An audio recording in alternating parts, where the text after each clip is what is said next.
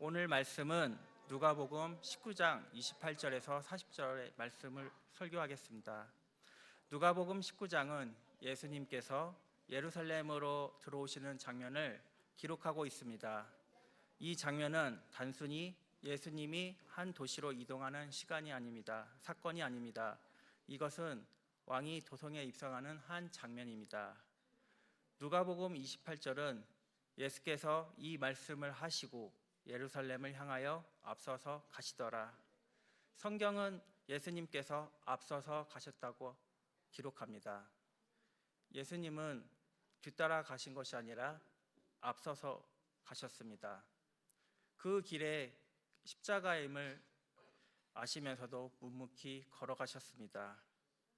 이 길은 우연이 아닙니다. 누가복음 51절에서도 말씀합니다. 예수님께서 예루살렘으로 가시기로 굳게 결심하셨다고 기록합니다. 예수께서 승천하실 기약의 차감에 예루살렘을 향하여 올라가기로 굳게 결심하시고, 예수님은 상황에 떠밀려 움직이신 분이 아니라 하나님의 뜻에 순종하며 걸어가시는 분이십니다. 구원은 사랑의 선택에서 시작된 것이 아니라 하나님의 계획 안에서 시작되었습니다. 예수님은 이제 십자가를 앞두고 마지막으로 예루살렘을 올라가십니다. 그리고 그 입성은 단순한 이동이 아니라 하나님께서 보내신 메시아의 왕이 예루살렘에 들어오시는 결정적인 순간입니다. 제자들은 겉옷을 나귀 위에 얹고 예수님을 태웁니다. 사람들은 길에 겉옷을 깔고 하나님을 찬송합니다. 그리고 무리는 이렇게 외칩니다. 누가복음 19장 38절입니다. 찬송하리로다 주의 이름으로 오신 왕이여, 하늘에는 평화여, 가장 높은 곳에는 영광이로다. 사람들은 지금 예수님을 왕으로 맞이하고 있습니다. 그러나 한 가지 중요한 문제가 있습니다. 사람들은 왕을 환영했지만 그 왕이 어떤 왕인지 정확히 알지 못했습니다. 당시 많은 유대인들은 로마의 압제에서 자신들을 해방시킬 줄 정치적 메시아를 기다리고 있었습니다. 강한 왕, 그리고 권력을 가진 왕, 민족을 회복시킬 왕을 기대했습니다. 실제로 왕이 도성에 들어온 장면은 언제나 권위를 드러내는 사건이었습니다. 왕의 입성은 단순한 이동이 아니라 왕권을 선포하는 장면입니다. 우리 역사 속에도 왕의 행차는 그러했습니다. 지금 보시는 그 사진의 장면은 조선시대 정조 임금의 능행차 장면입니다. 조선시대 정조 임금이 아버지 사도세자를 능을 참배하기 위해 수원으로 향했던 정조의 능행차를 보면 왕의 행차가 얼마나 장엄한 사건이었는지 알 수 있습니다. 수많은 군사와 관리들이 함께 움직이고 깃발과 의장대가 길게 이어졌습니다. 왕의 가마가 지나가는 길에는 길에 질서가 세워지고 백성들은 그 행차를 바라보며 왕의 권위를 보았습니다. 왕의 행차는 곧 왕의 힘과 나라의 질서를 보여주는 장면입니다. 또한 고대 세계에서도 마찬가지로 왕이 도성에 들어올 때 말과 군대가 앞섰고 승리의 행렬이 뒤따랐습니다. 그 장면은 힘으로 정복한 왕, 그리고 권력으로 통치하는 왕, 승리로 자신을 증명하는 왕이라는 사실을 세상은 왕권은 언제나 이런 방식으로 자신을 드러냅니다. 그런데 누가복음 19장에서는 우리는 전혀 다른 왕의 입성을 보게 됩니다. 예수님은 말도 타지 않으시고 군대도 이끌고 들어오지 않으셨습니다. 예수님은 나귀를 타고 예루살렘으로 들어오셨습니다. 겉으로 보기에는 조용하고 겸손한 모습이었으나 그 모습에서 하나님의 왕권이 드러나고 있습니다. 사람들의 자신들이 기대한 왕을 생각하고 있었지만 하나님께서 보내신 왕은 사람들이 기대한 왕과 달랐습니다. 하나님은 죄로부터 구원을 준비하고 계셨습니다. 인간의 가장 근본적인 문제는 정치나 환경, 힘, 그리고 권력의 문제가 아니라 죄의 문제입니다. 죄는 하나님과 인간의 관계를 깨뜨렸고 인간은 스스로 하나님께 나아갈 수 없는 존재가 되었습니다. 그래서 하나님께서는 인간을 구원하시기 위해 예수 그리스도를 보내셨습니다. 예수님은 권력을 잡기 위해 오신 왕이 아니라 죄인을 구원하기 위해 오신 왕이십니다. 그래서 오늘은 본문은 우리에게 질문합니다. 우리는 어떤 왕을 기대하며 살아가고 있습니까? 그리고 세상의 방식으로 우리가 성공할 때 줄 왕을 기다리고 있는가? 아니면 죄에서 우리를 구원하시는 참된 왕이신 예수 그리스도를 우리 왕으로 모시고 살아있는가를 질문합니다. 예수님의 예루살렘의 입성 장면에서 가장 눈에 띈 특징이 있습니다. 예수님이 어떤 동물을 타고 들어오시는가 하는 점입니다. 예수님은 제자들에게 말씀하십니다. 누가복음 19장 30절 말씀입니다. 너희는 맞은편 마을로 가라. 거기 들어가면 아직 아무도 타보지 않은 나귀 새끼가 매여 있는 것을 보리니 풀어 끌고 오라. 예수님은 걸어서 들어오실 수 있었습니다. 그러나 그렇게 하지 않았습니다. 예수님은 나귀를 준비하게 하시고 그 나귀를 타고 예루살렘으로 들어가십니다. 당시 왕이 도성에 들어올 때 보통 타던 동물은 전쟁에 마련 군마였습니다. 군마는 전쟁과 정복을 상징합니다. 군마를 탄 왕은 힘과 권력을 가시하는 행렬이었습니다. 그러나 예수님은 군마가 아니라 나귀를 선택하셨습니다. 나귀는 전쟁의 상징이 아니라 평화의 상징입니다. 이 사건은 우연이 아닙니다. 구약 예언에 성취된 한 장면이기도 합니다. 구약의 스가랴 9장 9절 말씀엔 보라 내 왕이 내게 임하시나니 그는 공의로우시며 구원을 베푸시며 겸손하여서 나귀를 타시나니 나귀의 작은 것 곧 나귀 새끼니라. 예수님은 바로 그 예언대로 오신 왕이었습니다. 세상의 왕은 권력으로 통치합니다. 그러나 예수님은 겸손과 섬김으로 통치하시는 왕이십니다. 예수님은 이렇게 말씀하십니다.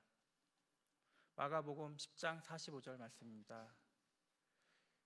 인자가 온 것은 섬김을 받으려 함이 아니라 도리어 섬기려 하고 자기의 목숨을 많은 사람의 대속물로 주려 함이니라. 예수님은 군림하는 왕이 아니라 자신을 내어주시는 섬기는 왕이십니다. 예수님의 왕권은 권력을 통해 확장되는 왕권이 아니라 희생과 섬김을 통해 드러나는 왕권이었습니다. 그러나 바로 그 왕이 우리를 구원하기 위해 예루살렘으로 들어오고 계십니다. 누가복음 19장 36절 말씀입니다. 예수께서 나귀를 타고 예루살렘으로 들어오시자 사람들이 반응이 나타납니다. 가실 때 그들이 자기 겉옷을 길게 펴더라. 겉옷을 길에 펴는 행동은 단순한 환영의 표현이 아닙니다. 고대 사회에서 겉옷은 개인의 가장 중요한 소유물 중에 가운데 하나였습니다. 그것을 길에 펼친다는 것은 자신을 낮추어 왕에게 충성표하는 상징적인 행동이었습니다. 사람들은 예수님을 왕으로 맞이하고 있었습니다. 그리고 그들은 하나님을 찬양하며 외칩니다. 누가복음 19장 38절입니다. 찬송하리로다 주의 이름을 오시는 왕이여, 하늘에는 평하여 가장 높은 곳에는 영광이로다 하니. 이 찬양은 시편 118편에 나오는 메시아의 찬양입니다.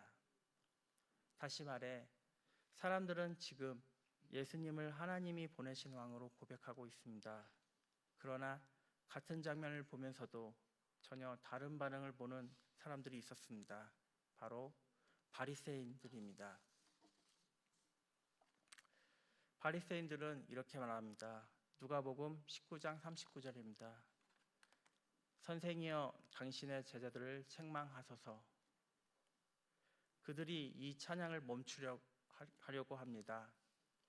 이것은 종교적으로도 정치적으로도 매우 위험한 선언이었습니다. 당시 로마 통치 아래 있던 상황에서 어떤 사람을 왕으로 부르는 것은 반역으로 해석할 될 수도 있고 종교 지도자들의 권위에도 도전이 되는 말이었습니다. 그러나 예수님께서는 대답이 분명했습니다. 누가복음 19장 40절입니다. 내가 너희에게 말하노니 만일 이 사람들이 침묵하면 돌들이 소리를 지르리라 하시니라. 이 말씀은 지금 일어나고 있는 일이 단순한 군중의 열광이 아니라 하나님의 구속 계획 속에서 이루어지는 사건이라 선언입니다. 예수님의 왕권은 사람들의 인정으로 세워지는 왕권이 아닙니다. 하나님께서 세우신 왕권이자 구원자이십니다. 예루살렘의 입성은 사람들의 환호 속에서 시작되었습니다. 그러나 예수님의 왕권은 십자가에서 완성됩니다. 사람들은 정치적 해방을 기대했을지 모릅니다. 그러나 하나님께서 보내신 왕의 사명은 훨씬 더 깊은 것이었습니다. 인간의 가장 근본적인 문제는 바로 죄입니다. 죄는 하나님과 인간의 관계를 깨뜨렸습니다. 그래서 하나님께서는 인간을 구원하시기 위해 예수 그리스도를 보내셨습니다. 구약 성경은 메시아의 사명을 이렇게 예언합니다. 이사야서 53장 5절의 말씀에 그가 찔림은 우리의 허물 때문이요 그가 상함은 우리의 죄악 때문이라. 그가 징계를 받았으므로 우리는 평화를 누리고 그가 채찍에 맞음으로 우리는 나음을 받았노라. 예수님은 우리의 죄값 대신 지불하기 위해 십자가에 달리셨습니다. 세상의 왕들은 자신의 권력을 위해 백성들에게 희생을 요구합니다. 그러나 예수님은 정반대입니다. 예수님은 자신의 백성을 살리기 위해 자신의 생명을 내어주시는 분이십니다. 그래서 십자가는 패배가 아니라 구원의 사건입니다. 예수님께서 우리의 죄값을 대신해 지불하셨기 때문에 우리는 하나님께 나아갈 길을 얻게 되었습니다. 그리고 하나님께서 예수님을 죽음 가운데 두지 않으셨습니다. 예수님은 부활하셨습니다. 부활은 십자가의 죽음의 실패가 아니라 구원의 완성이었다는 사실을 증명합니다.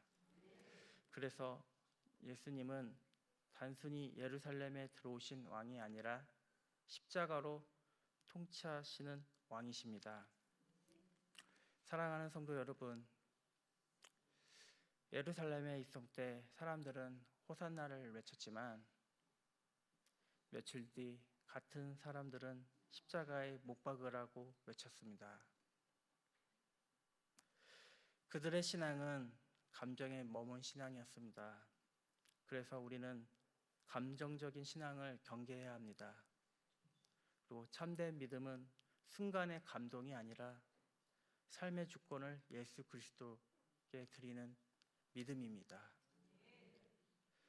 예수님은 우리를 돕는 분이 아니라 우리의 삶의 왕이십니다. 오늘 우리의 고백이 분명하기를 바랍니다. 예수 그리스도는 나의 왕이십니다.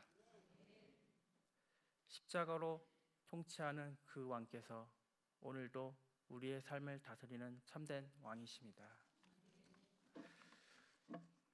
오늘부터 저희 소년부에서 1박 2일로 준비된 성경학교는 오늘 말씀을 포함한 예수 그리스도를 아이들이 예수님을 인격적으로 만나고자 합니다. 그래서 하나님이 세우신 태초전부터 그리고 그 예수님의 공생의 사역 그리고 십자가의 구속 그리고 다시 오실 십자가 부활 그리고 다시 오실 예수님에 대해서 소년부 아이들이 나이 때 점점 아이들이 커가면서 그 나이 때 예수님을 좀 더 인격적으로 만나고 어느 순간 그 아이들이 성장하여 어른이 돼서도 부모님을 떠날 이제 성인이 되었을 때도 아이들이 예수님을 찾기 마음으로 이번 성경학교를 준비했습니다. 많은 관심과 기도 부탁드립니다. 기도하겠습니다. 하나님 아버지, 예루살렘을 향해 앞서가시며 십자가의 길을 걸어가신 주님을 바라봅니다. 우리의 죄를 대신하여 그 길을 걸어가신 은혜를 감사합니다. 예루살렘의 나귀를 타고 들어오신 예수 그리스도를 통해 참된 왕이 어떤 분이신지 깨닫게 하심 감사합니다. 세상의 힘과 권력이 아니라 십자가의 사랑으로 우리를 구원하신 왕 되신 주님을 바라보게 하옵소서. 우리의 신앙이 입술의 고백에 머물지 않게 하시고 삶의 중심을 주님께 두고 왕 되신 예수님을 따르는 믿음이 되게 하옵소서. 특별히 준비하고 있는 소년부 성경학교 위에 은혜를 더하여 주셔서 다음 세대의 마음에 복음이 분명하게 새겨지게 하옵소서. 예수 그리스도의 이름으로 기도드립니다. 아멘.